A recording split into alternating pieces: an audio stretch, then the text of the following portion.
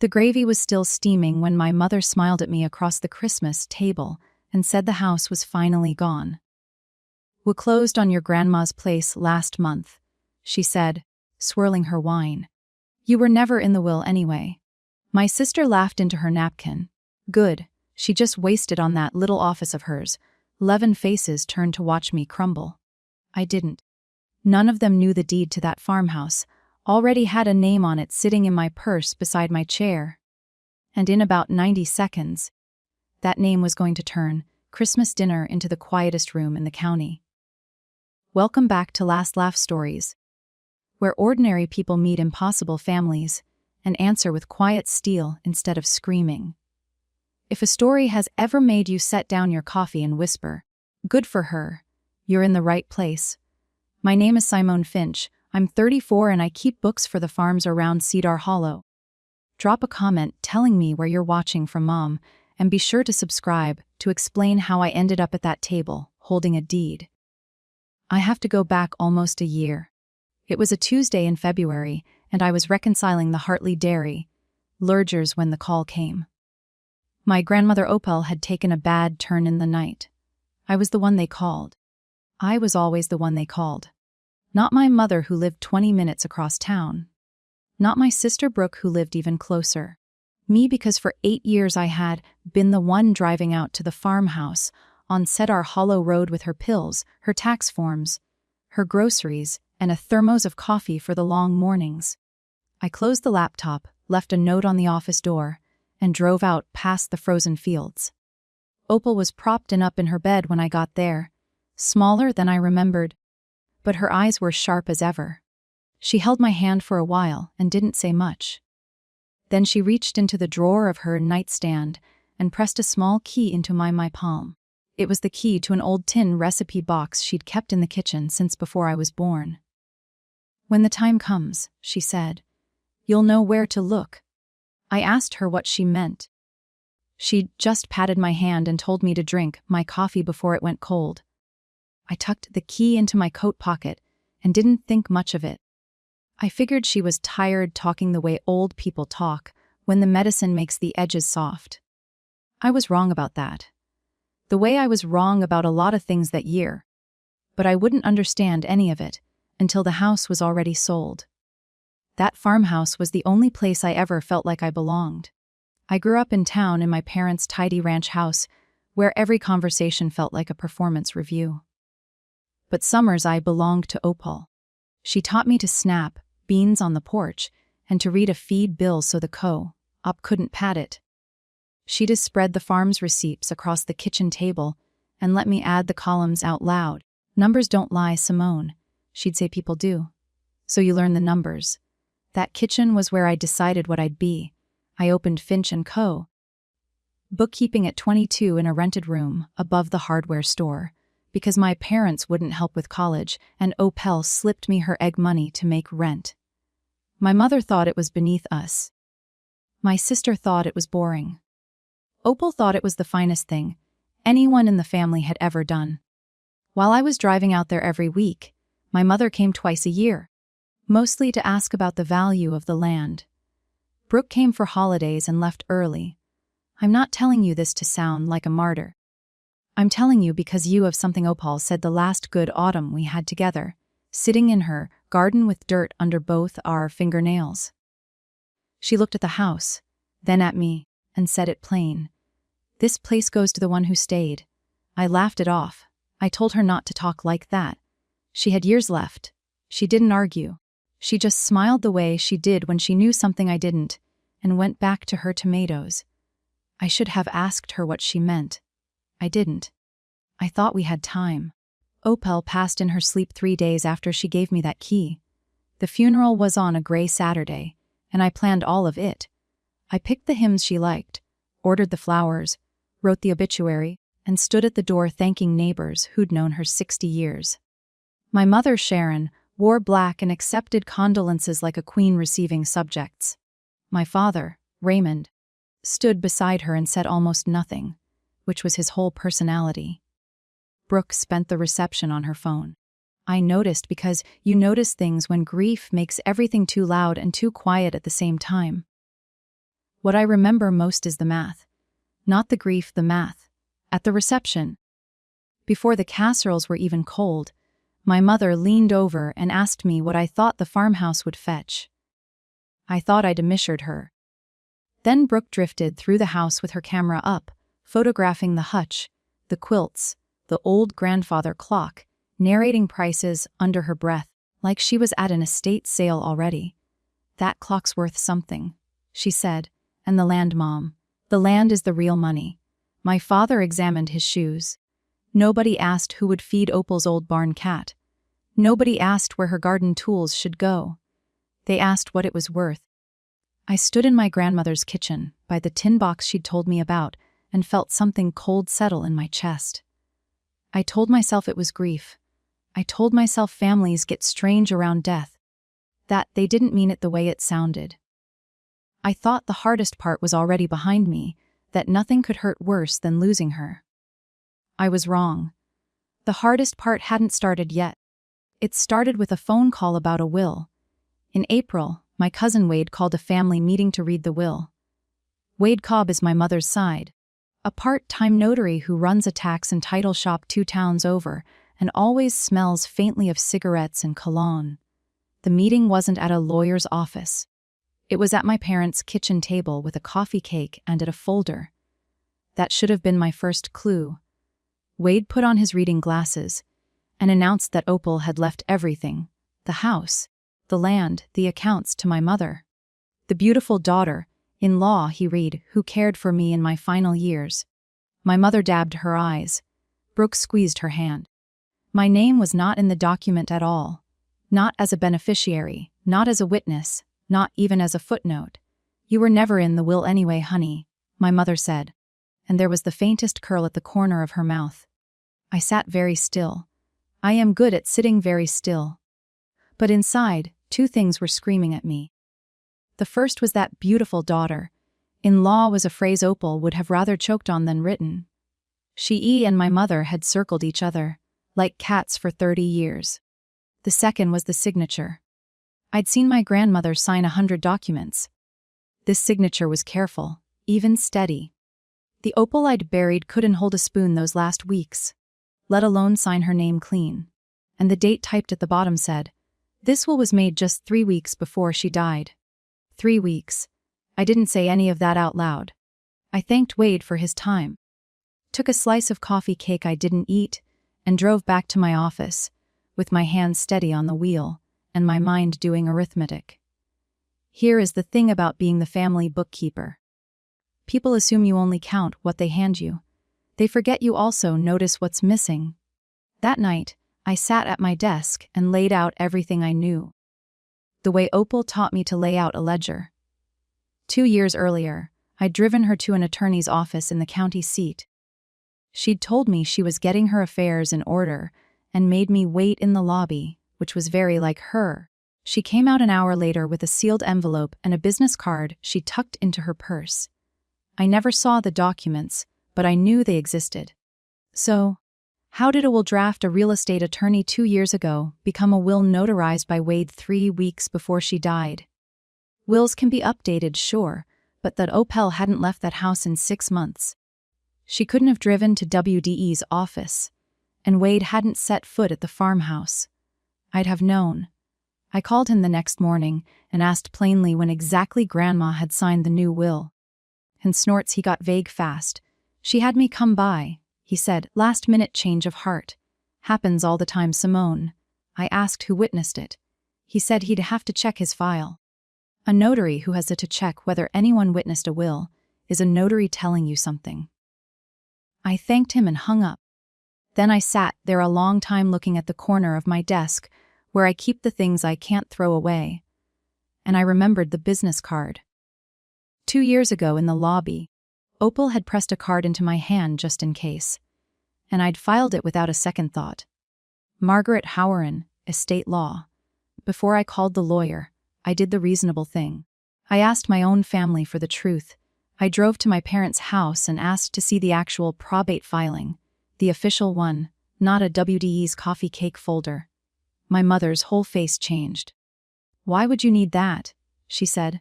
I told her I just wanted to read it. I keep books. Reading documents is what I do."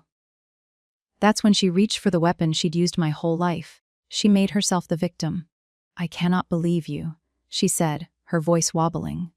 "Your grandmother is barely in the ground, and you're already fighting about money." Brooke appeared in the doorway right on cue. "Don't make this ugly, Simone. It's so like you to make everything about you." My father studied the wallpaper. I looked at the three of them and understood something I should have understood years ago. They weren't confused. They weren't grieving wrong.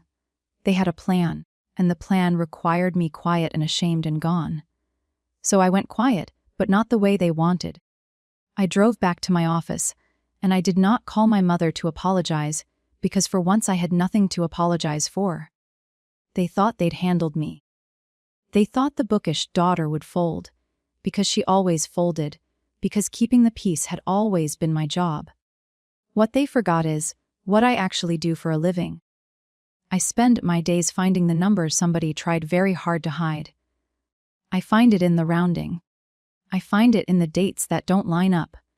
And there was a date that didn't line up. Sitting in a will my cousin couldn't explain. So the next morning, I picked up the phone and called Margaret Howard. Margaret Howard's assistant put me through the moment I said my grandmother's name.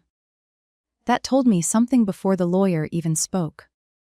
But Margaret was careful on the phone, the way good lawyers are, and asked me to come in person and bring identification. We set it for the following week. In the meantime, I did what I always do when I'm scared. I gathered facts. I learned that the estate was already moving fast, too fast. My mother had petitioned the court as executive under an informal, uncontested probate, the kind that moves quick when nobody stands up to object. A court reviews a will on its face. It doesn't test a signature unless an heir contests it, and no heir had. The required notice to family had gone to an old mailing address I'd left years back, so it reached me late after the easy window to object had nearly closed. Margaret never heard a word because nobody is obligated to notify the attorney who drafted an earlier will. On paper, WDE's document looked clean. The probate had sailed through on the strength of it, and now there was a notice that the farmhouse and land would be sold to settle the estate. Sold to whoever showed up with money. I drove out to Cedar Hollow Road that evening and parked at the end of the long gravel drive. The house sat there in the blue dusk, Opal's porch swing still hanging, crooked the way it always had. I thought about strangers walking those rooms. I thought about someone tearing out her garden to put in a pool. And I made myself a promise right there in the cold. Whatever the law eventually said about that forged signature, it would take months to prove, and the house would be long gone by then. I couldn't stop the sale in time, but there was nothing stopping me from being the one who bought it. If you've ever watched something precious slip toward people who never deserved it, you know exactly the kind of quiet that fell over me. It wasn't defeat, it was a decision. I need to stop here for just a second. If you've ever been the one who showed up, every appointment, every form, every hard night, and then watched the people who vanished decide they'd earned the reward, you already know this feeling in your chest. Stay with me because what I did next surprised even me. Hit that subscribe button so the rest of this story finds you. People expect rage to look loud. Mine looked like a legal pad. The night I decided to buy the house, I sat at my kitchen table above the office and made a list, because lists are how I think. Down one side, I wrote what I knew. The will was almost certainly fake. The sale was almost certainly going through anyway. My family was almost certainly spending money they hadn't received yet. Down the other side, I wrote what I could control. Not their behavior, not the speed of the court, just my own moves. Made cleanly, made legally, made in the right order. My mother's voice kept circling in my head. You were never in the will anyway. I didn't push it away. I let it sit there and turn into fuel. Because anger, you understand, is anger you can aim. Then I started reading. I read everything I could find about how estate properties get sold when an executive needs cash. And I found the word that changed everything. Auction. The estate wasn't doing a quiet private sale to a pre-picked buyer. To move it fast and prove fairness to the court, the land was headed to a public estate auction. Public. Open to anyone with the funds and the nerve to raise a paddle. My mother thought she was selling her mother-in-law's house to some faceless investor. She had no idea the auction floor would be open to me too. I sat back and felt something I hadn't felt since the funeral. Not peace, exactly. Purpose. I had a number to find, a plan to build. And for the first time in months, I wasn't the one being handled. I was the one doing math nobody else knew was happening. Margaret Howard's office smelled like old paper and good coffee. She was a trim woman in her late 50s with reading glasses on a chain and a handshake that meant it. I put my license on her desk. She looked at it, then at me. And something in her shoulders eased. "You look like her," she said. Then she opened a file too and thick. 2 years ago. She told me my grandmother had come to her deliberate and clear-headed and drafted a will. It was signed, witnessed by 2 of Margaret's staff, and notarized properly. In it, Opal left the farmhouse and the surrounding 10 acres to me to Simone, the one who stayed. Margaret read aloud, and I had to look at the window for a moment. The accounts were split among the family, but the house was mine in black and white, executed the right way. Then I told her about Wade's version, about the steady signature on a dying woman, the 3 weeks before date, the kitchen table reading. Margaret's expression went flat and professional, which is how lawyers look when they're furious. "I drafted the operative will," she said. "Nobody contacted me about a revocation. A valid later will can supersede an earlier one, but it has to be valid." She tapped the file. "If your cousin's document is what you suspect, then the will currently in probate is fraudulent, and everything done under it can be challenged." I asked the obvious question, where was the original signed copy of her real will? Margaret had a conformed copy in her file, but the executed original Opal had insisted on keeping herself in her safe deposit box at the Cedar Hollow Bank. And access to that box, Margaret said, would require the key and the documentation Opal had set aside. A key, a box. I felt the cold tin of a recipe tin against my memory. The next morning, I drove out to the farmhouse one last time before it changed hands. The estate company hadn't locked it yet. I still had the key Opal gave me years ago. The one to the back door that stuck if you didn't lift it. I let myself in and the smell hit me first. Lavender and wood smoke and her. Everything was exactly where she'd left it. I went straight to the kitchen, to the shelf above the stove where the tin recipe box had lived my whole life. I took the little key from my coat pocket, the one she'd pressed into my hand in February, and it fit. Inside, under the index card stained with decades of gravy and pie, I found 2 things. The first was a flat brass key in a small envelope marked in her handwriting, Cedar Hollow Bank, Box 114. The second was a sealed letter. My name was on the front in her looping cursive. Just Simone. I stood in that kitchen holding both in my hands, which never shook. I knew what the brass key was for. The bank box, the original will. The thing that could blow my family's whole story apart. But the letter was different. The letter was her voice. And I wasn't ready to hear it yet. So, I did something that wasn't entirely rational. I took the bank key and slipped the letter, still sealed, into my bag, and I carried it around for 3 days without opening it. Some truths. Once you let them out, you can't fold back up. I think part of me knew that whatever she'd written would ask something of me, and I wanted to be strong enough to do it before I read what it was. While I worked up the nerve to open that letter, I built the thing that would let me fight. I formed a company. Not because I'm cloak and dagger, but because I needed to bid on that house, without my mother seeing my name and jacking the price out of spite. So I did what plenty of buyers do. All of it above board. I registered a limited liability company called Cedar Hollow Holdings. On the public records, only the company name would show.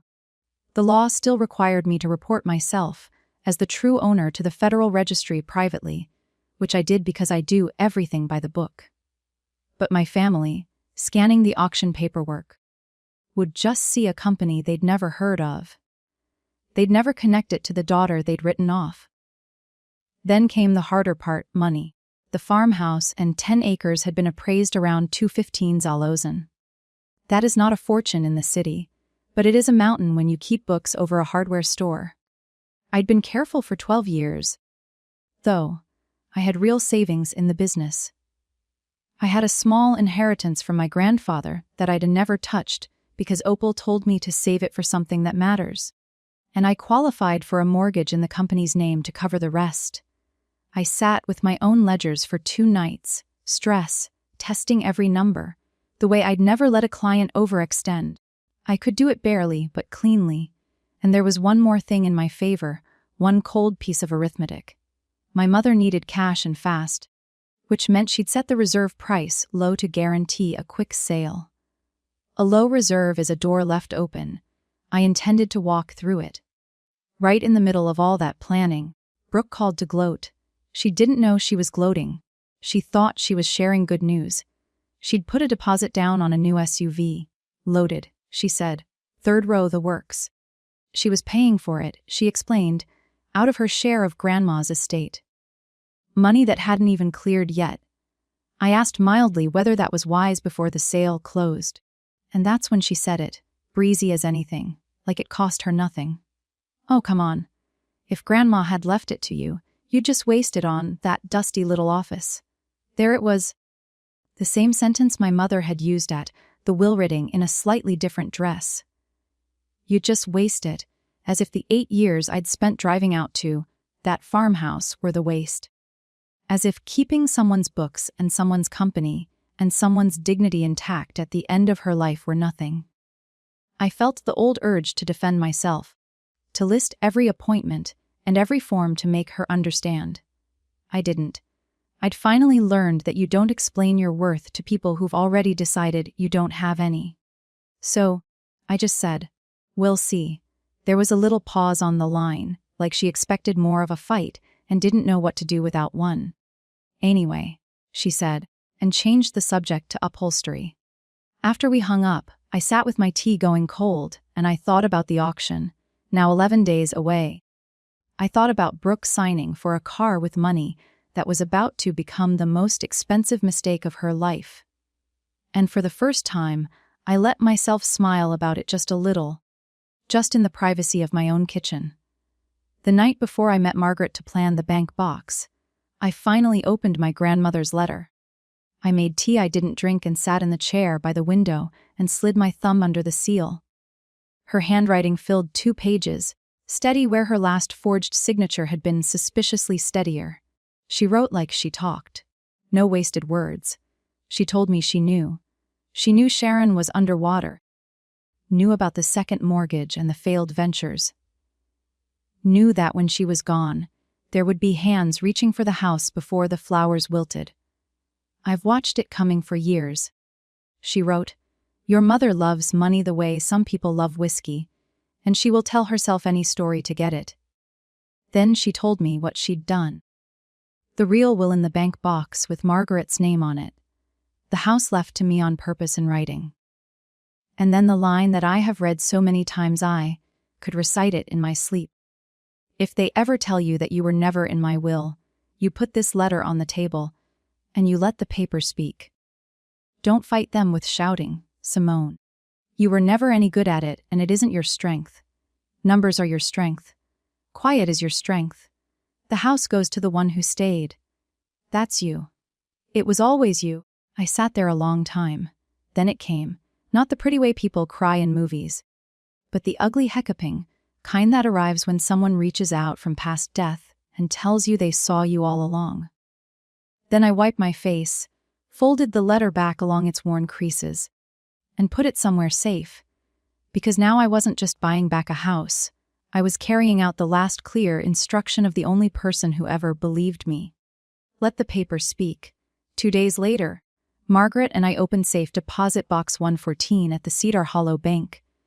Opal had thought of this part too. Years earlier, she'd quietly added me to the box as a calls.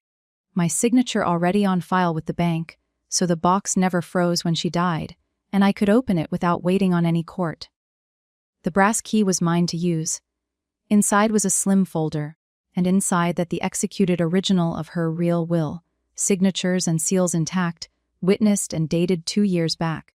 Margaret laid it beside a copy of WDE's, a version on the bank's little conference table, and put her glasses on. She didn't say much for a while. Then she started pointing the dates. The witness lines, which on WDE's copy named 2 people, no one could quite locate the signature itself, which Margaret called a careful imitation by someone who'd seen the real thing. She'd seen forged documents before, she said, and they almost always made the same mistake. They tried too hard to look perfect. A genuine signature from a sick woman wobbles, she said. This one marches. She explained the path forward in plain terms. We could file to reopen the probate, present the original will, and allege fraud. If the court agreed, the fraudulent will would be thrown out, and everything done under it could be challenged. But she warned that road was slow, months, maybe a year, with my family fighting every step. And in the meantime, the auction would happen on schedule. The house would sell. So we fight on 2 fronts, I said. She raised an eyebrow. I told her my plan. Form the company. Buy the house clean at auction, then pursue the fraud case to make the rest of the truth land where it belonged. Margaret took off her glasses, looked at me for a long moment, and almost smiled. Your grandmother, she said, would have liked that very much. Then she picked up her pen, and we got to work. The auction was held on a cold October morning in the county building, in a meeting room with folding chairs and burnt coffee. I didn't go in person. That was the whole point. Instead, I sent the one person who could bid, without a single eyebrow going up, a calm associate from Margaret's office, there to represent Cedar Hollow Holdings.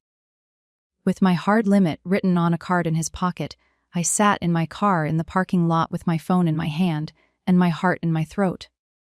My mother and Brooke were inside. I'd seen them go and dressed up, already celebrating. Margaret's associate texted me updates. Bidding opened low, just like I'd predicted. The reserve set cheap for a fast sale. Then it climbed. A local farmer wanting the acreage, an investor from the city, and the quiet man in the good suit who kept nodding, raising the company's number, patient as a Tuesday. The price passed 200,000, past 220. My family, I learned later, was thrilled.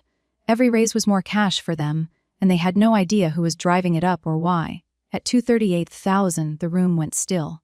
The gavel came down, and the farmhouse on Cedar Hollow Road belonged to Cedar Hollow Holdings LLC. My phone buzzed. Sold to your company. Congratulations, Miss Finch. I sat in that cold car and pressed my hand over my mouth and made a sound that was half laugh, half sob. My mother walked out of that building a few minutes later, beaming, counting money in her head, complaining to Brooke about that pushy company that bid us up. She passed within 30 feet of my car and never looked over. She thought she'd won. She thought she'd sold her mother, in-law's house, to a stranger for top dollar. She had no idea she'd just sold it back to the granddaughter she swore was never in the will. The money moved the way money moves, when people are desperate to spend it. My mother took the largest share, and I'd find out later most of it went straight to the second mortgage and the debts. She'd been hiding from my father for years. Brooke finished paying off her SUV and booked a vacation. My father took whatever was handed to him and said thank you to no one. They divided the proceeds at a celebration dinner. I wasn't invited to, which suited me fine, because every dollar they passed across, that table was a dollar I had paid. I sat in my office above the hardware store the night the funds cleared, and I laid the new deed on my desk under the lamp. Cedar Hollow Holdings LLC, owner of record, the farmhouse and 10 acres on Cedar Hollow Road, my company, my house, my grandmother's house. Back where it belonged, and not one of them knew. I want to be honest with you about something, because this is the part people get wrong. I did not feel triumphant that night. I felt tired and I felt sad, and I felt a strange tenderness for the woman who raised me, who'd seen this whole thing coming and armed me for it from beyond the grave. The triumph would come later. That night was just quiet. I traced the address on the deed with one finger, and thought about the porch swing and the garden gone to weeds. They were spending my money to celebrate cutting me out of the family. And I let every check clear and every bottle get uncorked. Because Christmas was coming, and my mother, who could never resist an audience, was about to gather the whole family at one table. I would bring a hostess gift, 3 pieces of paper. The invitation came in early December, and it surprised me. My mother called sweet as pie to invite me to Christmas dinner. Not because she missed me. I knew her too well for that. She invited me for 2 reasons, and I could hear both of them under her cheerful voice. The first was theater. Nothing said, "This family has moved on." No hard feelings, nothing to see here, like the prodigal bookkeeper at the holiday table. The second was nerves. There had been a whisper around town that some company had been asking questions about the estate, requesting records, and my mother wanted to make sure I wasn't stirring a pot that might splash on her. So, she wrapped a leash in tinsel and called it an invitation. "You'll come, won't you?" she said. "It's Christmas. Let's put all this behind us." Then, because she couldn't help herself, because cruelty was a reflex she'd never learned to suppress, she added a little reminder. "And let's not have any drama about the house. You know you were never in the will. Don't go ruining everyone's Christmas over it." I held the phone and looked out my office window at the Christmas lights strung over Main Street. I thought about Margaret's filing, drafted and ready to go the week after the holiday. I thought about the deed in my desk drawer and the letter in my bag. And I thought, you have no idea what you're inviting into your dining room. "I'll be there," I said warmly. "What can I bring?"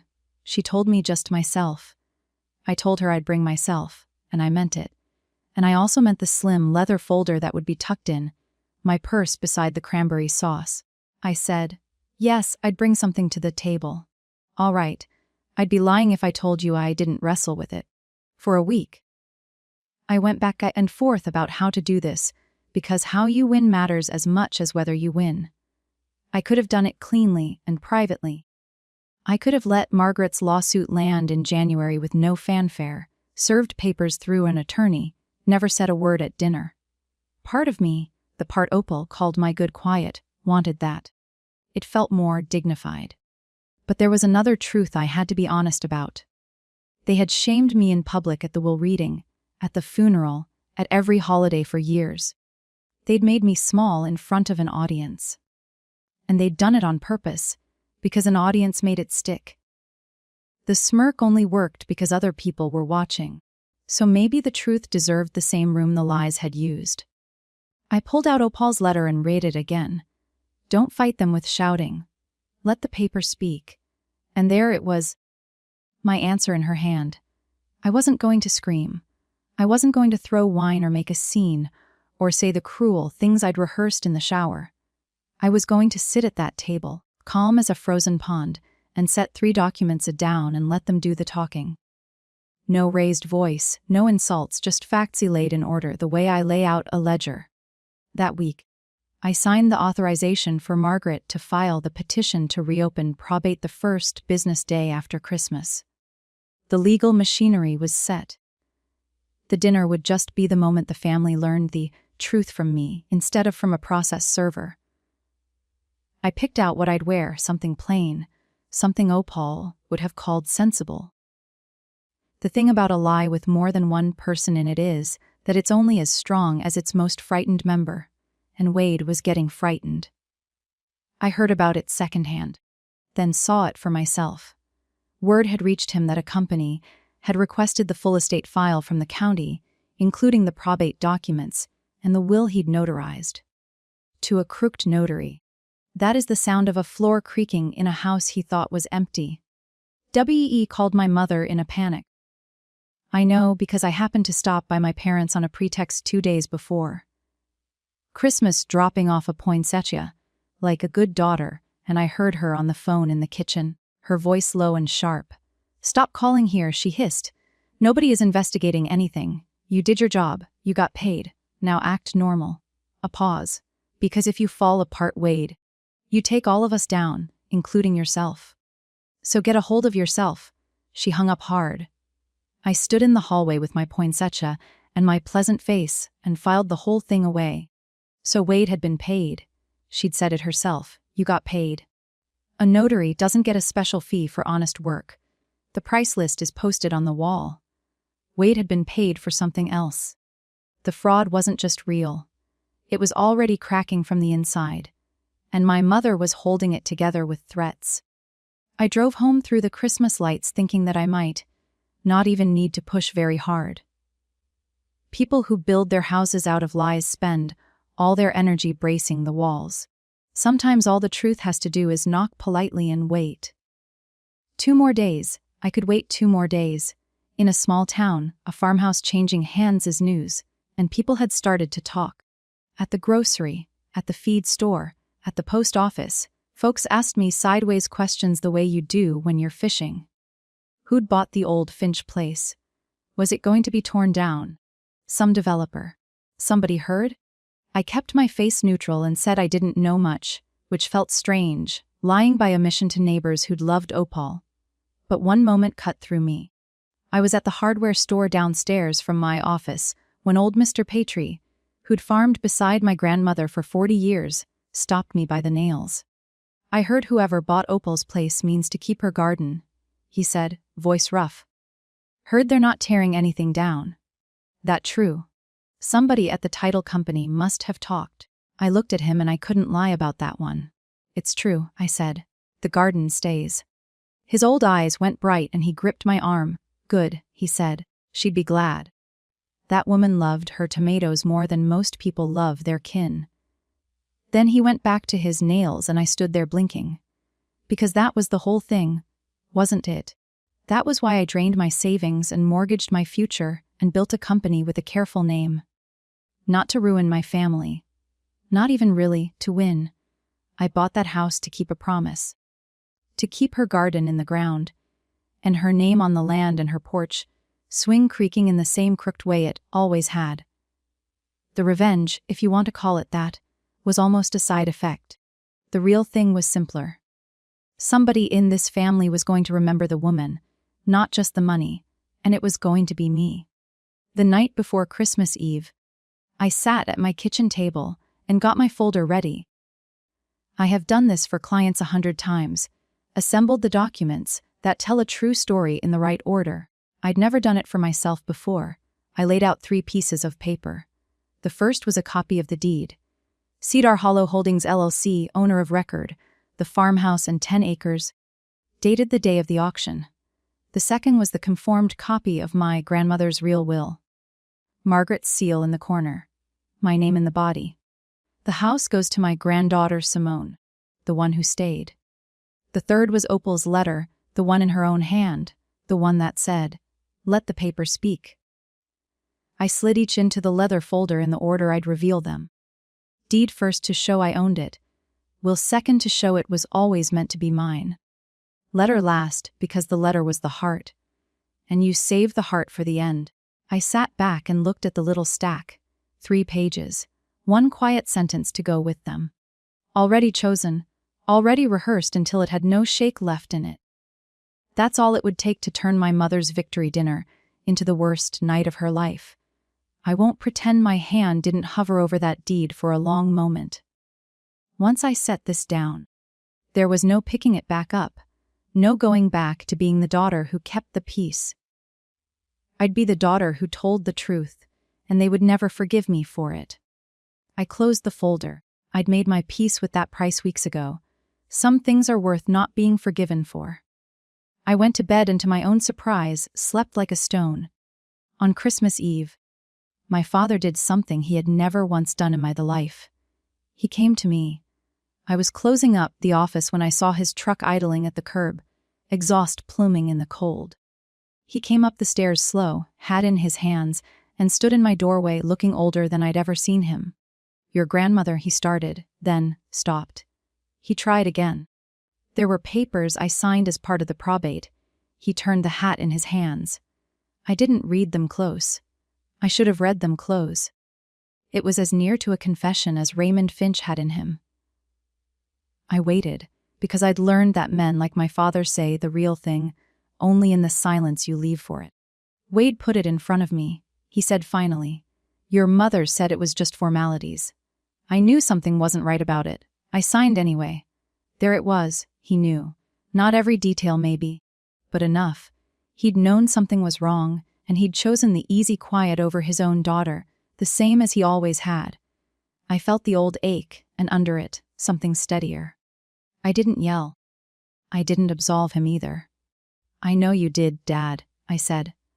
He flinched like I'd struck him, which was more honest than anything I could have shouted. He stood there a moment longer, hoping I'd make it easier for him, hoping I'd say it was all right. I didn't, because it wasn't. He nodded once, put his hat back on, and went down the stairs.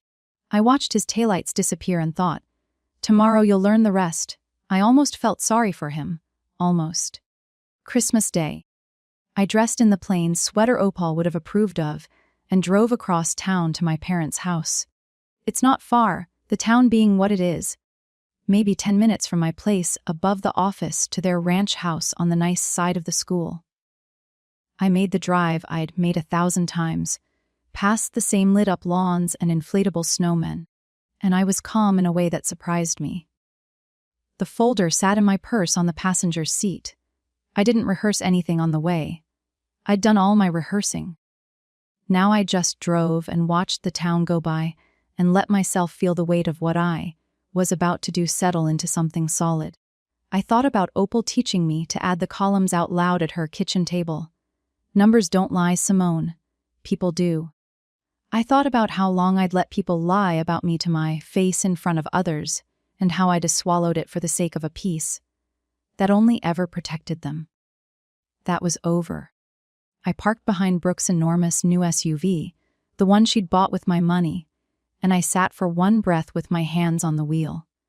Then I picked up my purse, felt the corner of the folder press against my palm, and walked up the path to the door, where I could already hear them laughing inside.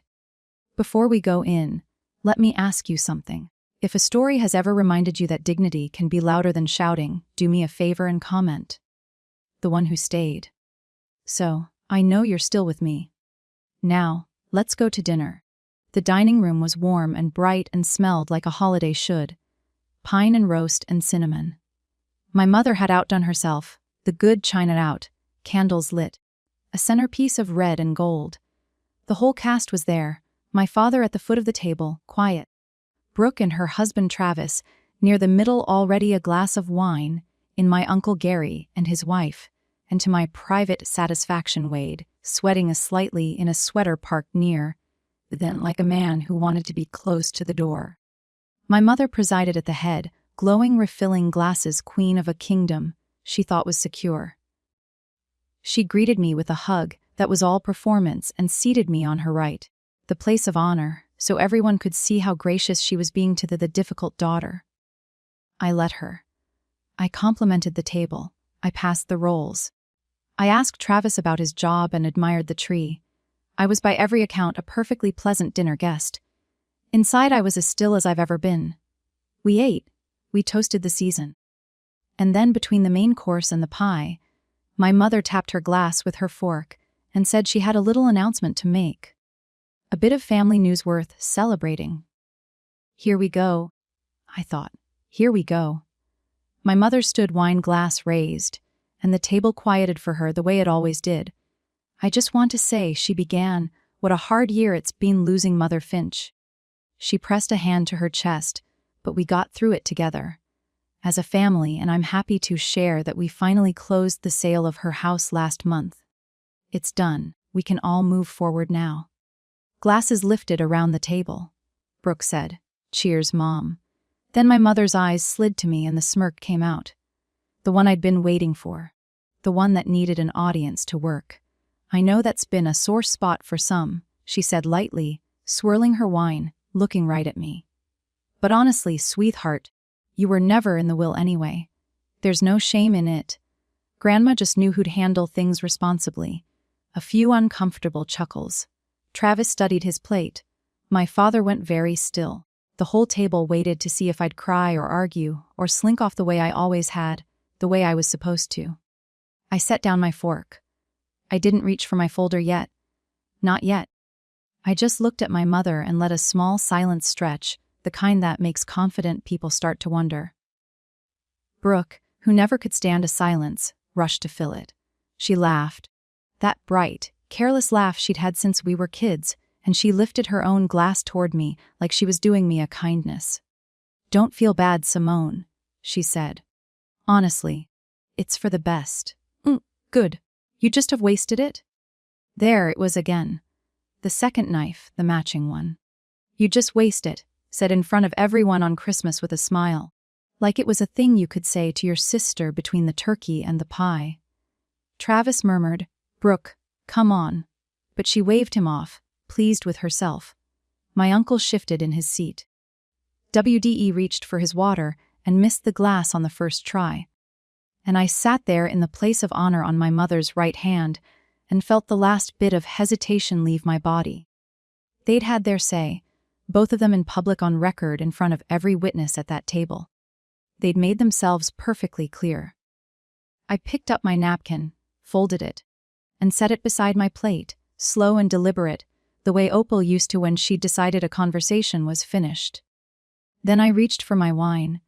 I took a sip of wine, one unhurried, while the table watched. Then I set the glass down and asked my mother a simple question in the same pleasant voice I'd used about the rolls. "Can I ask who you sold it to?" She blinked, thrown by how calm I was. "What?" "The house," I said. "Who bought it?" She recovered because she loved telling this part. "Some company," she said with a little wave. "Cedar Hollow Holdings, I think, an investment outfit. They bid us up nicely, actually. Paid well over what we expected." She smiled around the table, collecting her admiration. "So, really, it worked out for everyone." "Cedar Hollow Holdings," I repeated like I was making sure I had it right. "That's right," she said. "Why?" I felt the whole, strange year arrive at this single point. The funeral and the forged, when the cold car in the auction parking lot. All of it funneling down to the next 60 seconds around me. The candles flickered, and the pie sat cooling in the leaven. People waited without knowing what they were waiting for. I reached down into my purse, and my hand closed around the leather folder, and I brought it up and set it on the table beside my plate. I opened the folder and took out the first page. "This is the deed to Grandma's house," I said, and laid it in the center of the table, turned so my mother could read it. "Recorded the day of the auction," she glanced down, impatient. Then her eyes caught on the owner's name and stopped. "Cedar Hollow Holdings LLC. I don't understand," she said, but her voice had changed. I took out the second page. "This is Grandma's will," I said. "Her real one drafted 2 years ago by Margaret Howren, signed, witnessed, and notarized properly." I set it beside the deed. "It leaves the farmhouse and 10 acres to me by name." The color was leaving my mother's face now, draining down like someone had pulled a plug. Brooke leaned in to read and went quiet. WDE pushed his chair back from the table. I took out the third page last and I held it for a moment before I set it down because this one was hers in her hand.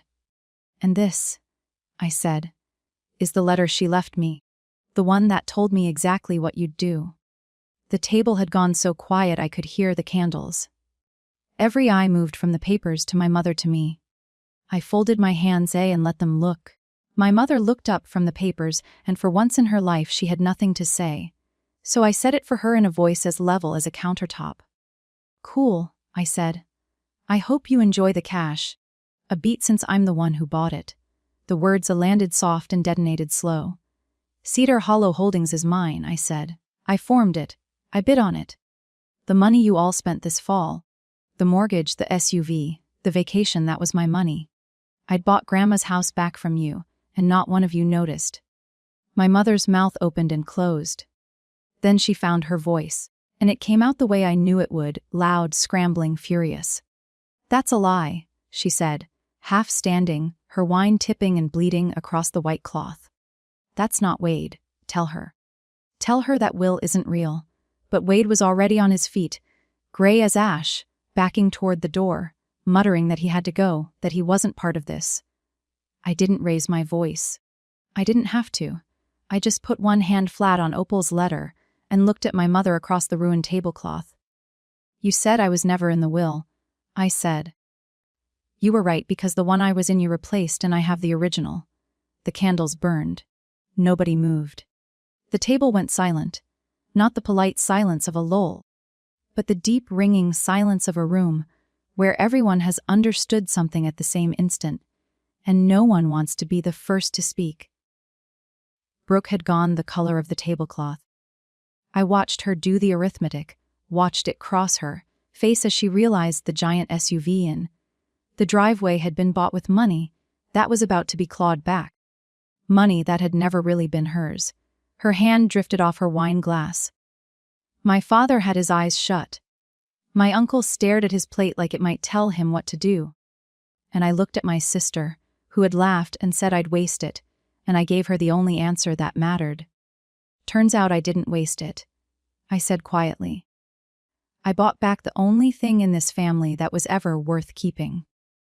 Somewhere in the kitchen, the oven timer went off for the second pie, cheerful and absurd, and nobody got up to answer it. I didn't stay for pie. I gathered my 3 pages back into their folder, thanked my mother for dinner with a courtesy that landed harder than any insult, and I drove home through the Christmas lights with my hands steady on the wheel. The rest happened the way Margaret said it would, just faster. Because a lie cracks quickest once everyone can see it. She filed the petition to reopen probate the first business day after the holiday. We presented the original will and the evidence of the forgery, and the court took it seriously. Dudee's notary commission came under review within weeks. Faced with losing his license and worse, he stopped pretending he'd done anything proper, and the document he'd notarized fell apart under the first real scrutiny. With the fraudulent will discredited, the court reopened the estate under Opal's real will, the one that left the house to me. My purchase at the public auction stood on its own. I'd bought it at arm's length, at market price, as an honest buyer, and a court won't claw a house back from a clean, good-faith sale. What got unwound was the money. The cash my family had split came out of an estate they'd emptied with a forged document, and the court ordered it returned. My mother, who had already spent her share covering the debts she'd hidden for years, now owed it back with nowhere to get it, and the whole careful image she'd built for the town came down in public, which to her was the worst part of all. Brooke had to sell the new SUV to scrape together her piece of what was owed back. My father moved into the spare room, and last I heard was sleeping poorly. I took no joy in the hard parts. I want you to believe that. But I took no responsibility for them either, because I didn't forge anything. And I didn't lie. And I didn't reach for $1 that wasn't mine. As for me, I kept the house both ways. It turned out the way I'd planned and the way the law decided. The auction had made me the owner. The real will made me the heir. 2 different roads, the same front door.